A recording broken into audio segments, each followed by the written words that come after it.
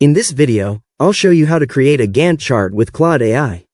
This is a simple way to visualize project timelines and tasks. To begin, I'll make sure I'm already logged into my Claude account and on the main Claude screen. Next, I'll click inside the message box in the center of the screen, where Claude asks, "How can I help you today?" Now I'll type a prompt asking Claude to create a Gantt chart. For example, I might type, "Create a Gantt chart for a website development project." After typing the prompt, I'll click the Send button. Claude will generate a Gantt chart style layout, usually showing tasks, timelines, and durations. If I want a more detailed chart, I can include more information in my prompt, such as the project phases, deadlines, or task durations.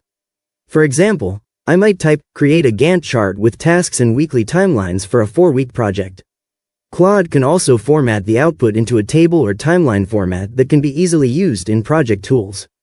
Once the Gantt chart is ready, I can copy or download the content and use it in tools like Excel, Google Sheets, or project management software. And that's it. I've successfully created a Gantt chart using Claude AI. If you found this tutorial helpful, please consider liking the video and subscribing for more quick AI tutorials and guides.